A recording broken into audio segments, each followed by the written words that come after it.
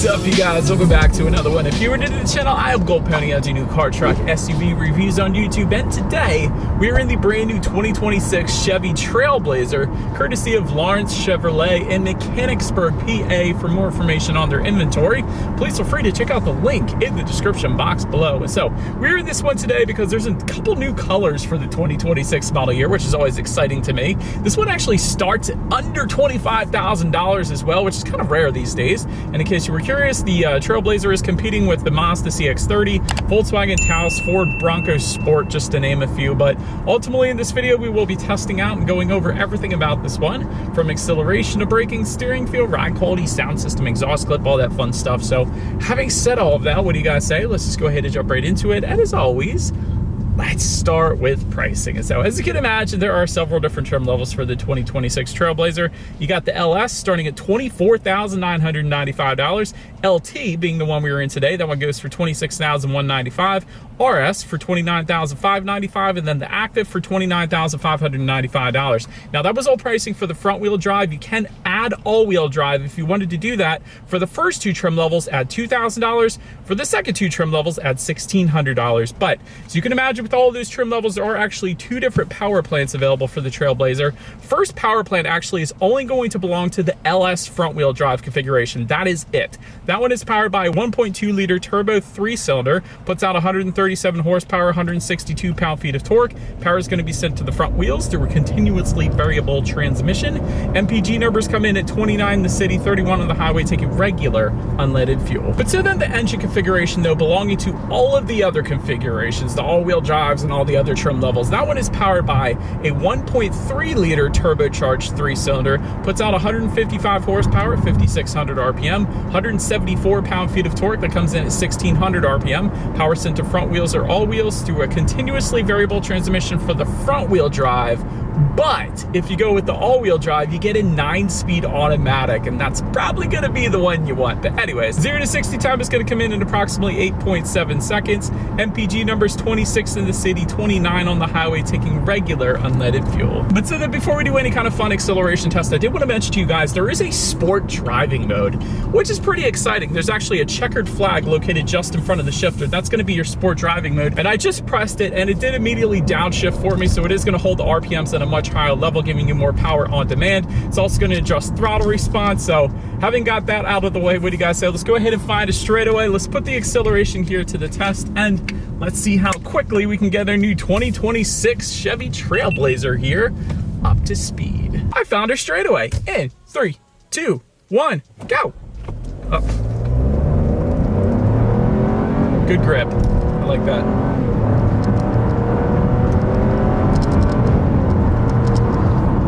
It's kind of slow, but having said that, like I said, good grip. If all that power was being sent to the front wheels, I bet you there would be a little bit of spinning, but there wasn't any spinning because this power is going to be sent to all four wheels. So I like the all-wheel drive system. I love the smoothness of the 9-speed automatic as well. So I prefer automatics over CVTs. It's just a feel thing. Maybe I'm used to it. I don't know, but 9-speed automatic is pretty darn good. So overall, I don't have any issues with that. Not the quickest thing in the world, but it's pretty much what I expected out of a 1.3 liter turbo 3-cylinder. But anyways, it's not bad. But to go along with that acceleration, as always, braking is equally important. And so up front, you will find 11.8-inch ventilated front discs. In the back, 10.4-inch solid rear discs. As far as that 6-0 stopping distance goes, that comes in at a very respectable 120 feet. As far as braking feel goes, it's brilliant, dude. Excellent, super firm braking feel. I love the braking feel on the Trailblazer. I didn't expect that. A lot of times you find softer braking feels on SUVs, but that is not the case in the Trailblazer. This thing instantly bites, so huge fan of the braking. And typically what I say in my videos is once you get into the 1-teens, as far as that 6-0 stopping distance number goes, that's a sports sedan, so 120 feet, it's borderline, man. This is a really good braking feel, so well done Chevy for that. But then touching on suspension and handling, up front you're gonna get an independent strut type front suspension. In the back, torsion beam rear axle. Did want to also mention though, if you go with that active trim level, you get an off-road tuned suspension. It's a little bit different of a setup there, but overall, as far as ride quality goes, it's actually been perfectly fine. I mean, it's not the smoothest thing in the world. It's not like it has an adaptive damping suspension or an air suspension or something like that, but it's tuned pretty nicely that I definitely would not have any issues myself. So I kind of like the ride quality. I don't have any issues there. As far as steering feel goes, It's actually really nice. Again, it's leaning on the heavier side of things, so it more instantly sends you in the direction that you want to go. Like, I'm kind of impressed yet again, because I expected a loosey-goosey steering feel, like, again, you quite often find on SUVs, but it's not the case with the Trailblazer, so well done yet again, Chevy. As far as cabin noise goes, we're going 48 miles per hour right now. Shut up here for a second. It's actually not bad.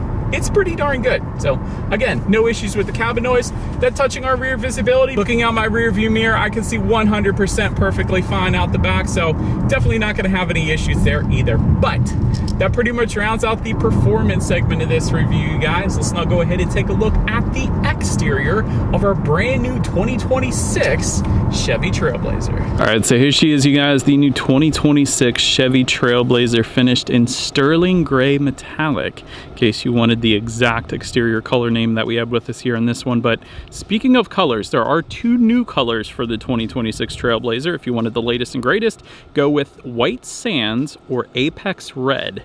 Those are the two new colors. But as always, let's go ahead and start with where the Trailblazer is made. Taking a look at the VIN, this is going to surprise you. First character is the letter K, indicating that the Trailblazer is built and assembled in Korea. So this is a KTM SUV under an American brand. That's pretty interesting. But let's go ahead and start up front. Black front grille, of course, does come standard. RS lettering in that front grille if you go with the RS trim level. As far as the bow tie logo goes, it's going to change colors. It's not like color changing, but I'm saying gold bow tie logo is going to come with the LS and LT. Black bow tie logo is going to come with the RS and active trim levels. To the sides, LED headlights with LED daytime running lights for the LT trim level and up. The LS is still going to get LED headlights, but it's going to get halogen daytime running lights. There's a little bit of a difference there, but automatic feature comes standard on all trims. Automatic high beams also standard on all trims. So if you have your high beams on at night, since it's a vehicle coming in the opposite direction, it's going to automatically dim them back to low beams. Then when that vehicle is gone, it's going to automatically bounce it back up the high beams for you there. So pretty cool feature. I like to use that one, but that pretty much rounds out the front end. Let's now go ahead and swing around to the side. All right, so now since we are around to the side of the Trailblazer, all the way to the top, roof rails for the LT trim level and up. Rear privacy glass, also LT trim level and up. Taking a look at the side mirrors, they are body colored power adjustable side mirrors, and then they will be heated for the LT trim level and up. LT is kind of the sweet spot if you haven't noticed it already. Then take a look down at the wheel setup. 17-inch silver painted aluminum alloys for the LS. 17-inch gloss black / machine finished alloys for the LT and active. That's what you guys are looking at. Then 19-inch gloss black aluminum alloys for that RS trim level. And also wanted to mention before we move on to the back, gloss black A-pillar. That's something that kind of distinguishes this one as well, kind of like the Toyota Highlander does. But anyways, that pretty much rounds out the side profile. Let's now go ahead and swing around to the back. All right, so now since we are around to the back of this one, all the way to the top, you kind of have an antenna, like full-on antenna. Don't usually see that too often. Usually it's like a shark fin antenna kind of thing. But anyways, rear spoiler with the integrated brake light, rear window wiper affixed to the rear glass. If you wanted LED taillights, go with the active or RS trim levels. Otherwise, it's the incandescent taillights. Trim level badging found on the rear tailgate there. You guys can see that.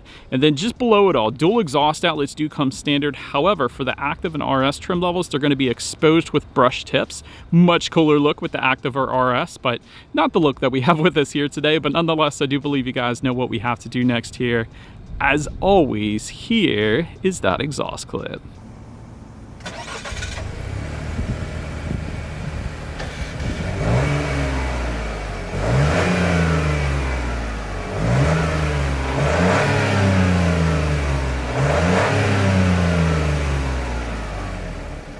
Alright, so now since we are around to the back of the Trailblazer, when it comes to opening that rear tailgate, it is going to be a manual tailgate for all trim levels across the board. So there is a rubberized button on the back. Simply just lift up and it will open up for you. Go figure. But once opened up, cargo capacity comes in at 25.3 cubic feet. If that was not enough space, of course, the rear seats do fold down. That's going to bump that up to 54.4 cubic feet then. There is some cargo lighting found in the cargo area, as expected, chrome-plated tie-down anchors. Then if you were to lift up underneath underneath of the cargo floor. This is one of the minor changes for the 2026 Trailblazer. The spare tire is no longer standard under the cargo floor, it's an option. So we do have that option, which I always prefer. I love the spare tire over the fixed flat, so I like that it's there for us at least. But then making our way up to the rear legroom, that comes in at 39 inches even. For reference, I'm even 6 feet tall. This is how much space I had in the rear seats there. Rear center armrest with cup holders is only going to come with the active and RS trim levels. Otherwise, you get nothing. No rear ventilation. Typically, you don't get that in a vehicle of this size anyways. You probably don't need it. No rear USB charging ports either, unfortunately. I do wish this thing had those though. But then making our way up to the front seats, manually adjustable cloth seats for the LS and LT trim levels. Now, I will say there were some smoothly adjusting front seats. That's something I have never said before, so I thought it was really nice the way they adjusted. But anyways, 8-way power driver's seat for the active and RS trim levels. Ecotex upholstery for the active and RS as well. Heated front seats, active and RS trim levels yet again. Overall, as far as seat comfort goes, it was okay. It's nothing crazy, but it got the job done for me in my short little test drive. I didn't have any issues. But now let's go ahead and take a look at the steering wheel. It is going to be leather wrapped for the active RS, and that's going to be optional for the LT trim level. And then a heated steering wheel is going to come on the active and RS. I did like the feel of it. I like the 10-2 grip, so steering wheel worked out perfectly fine for me. Now let's go ahead and make our way to the startup. Let me start by showing you guys the key. You got your gold bow tie logo on the one side. When you flip it over, lock, unlock, and that remote start is going to come on the LT trim level and up if you wanted that. But it is all keyless entry with a push button start for the LT trim level and up yet again. So all I'm going to do here is simply put my foot on the brake and press that engine start button located kind of by the driver's right knee there. And so once started up, you do have a full digital gauge cluster, and in my personal opinion, I think it looks pretty darn good. You do have your digital speedometer front and center. Tachometer surrounds that. Got how many miles you have left until you hit empty in the bottom left-hand corner there. Trip A, Trip B in the bottom right-hand corner, and overall, it gets the job done. I don't see the outside temperature on there. That would have been kind of nice. But no, that's on the infotainment screen. I'll get to that in a second. But yeah, I don't have any problem with the gauges. It looks plenty fine. But let's now go ahead and make our way to overall interior quality here. A panoramic sunroof is going to be optional, an option that we do not have with us here today. Have some halogen interior lighting here. That looks fine. Just in front of the shifter, you got a little bit of rubberized storage, 12-volt power outlet, couple USB charging ports, both USB-A and USB-C. You don't always see the USB-C these days, so that's kind of cool. Got a couple cup holders surrounded by a nice gloss black finish. I like that. However, the center kind of phone holder right there is not big enough to hold my Samsung Galaxy, unfortunately. It's just too small of a phone holder, so I do think they need to make that a little bit bigger. Just behind all that, little bit of storage, and then within the center armrest, even more little bit of, oh, actually, that's pretty deep storage after I took the tray out, so I don't mind that. The other cool thing about the interior quality is that gloss black finish that's surrounding the cup holders that's brought onto the door, so a very smooth finish there. I like that. Just below that, you have the cloth finish from the seats also found on the doors. Also a big fan of that. A lot of really nice materials, quite honestly, kind of surprisingly. So Chevy did a really, really good job, especially for the price point of the Trailblazer. So yet again, I'm impressed. But now let's go ahead and make our way to the infotainment screen. What you guys are looking at is an 11-inch color touchscreen display. And yes, that comes standard for all trim levels across the board. So that is pretty stinking cool. You got Bluetooth and audio streaming, wireless Android Auto, Apple CarPlay. You don't always get the wireless, so that's pretty darn cool. And of course, you can check out your radio information up there as well. So when it comes to the sound system, it is one sound system. It is a 6-speaker sound system that comes standard for all trim levels across the board. So having said that, what do you guys say? Let's go ahead and turn on the radio, see what we got playing today, and let's test out the clarity of this one. This is my story, how my life made new. Not the best 6-speaker sound system that I've heard. Not a ton of bass going on there, and that was Sirius XM radio, so that was pretty high quality radio there. Not the best clarity. Like, there's better 6-speaker sound systems, I'll just say that. It does get the job done. Probably a really good podcast sound system. But last thing I wanted to mention to you guys is when you do put the Trailblazer in reverse, you will find a rear view camera coming standard across the board. Pretty nicely sized rear view camera actually as well, but that is always going to lead us into safety. And so let me get to the best part. The Trailblazer is an IIHS Top Safety Pick Plus, which is the very highest rating given by IIHS. So heck of a start right there. Front side curtain airbags do come standard. Driver and passenger knee airbags up front as well. In the back, you got latch, aka lower anchors to tethers for children for the rear car seats. Rear child door locks, tire pressure monitoring system, but also coming standard. Forward collision alert, lane keep assist, lane departure warning, a following distance indicator, automatic emergency braking, front pedestrian braking, and a teen driver mode as well, which prevents your teen driver from turning off the safety features to have a little bit of extra fun. If they were to do that, it does get logged in the system, so you're gonna know about it. But overall, when it comes to my final thoughts here, great design of the Trailblazer. I think it looks pretty darn good in my personal opinion.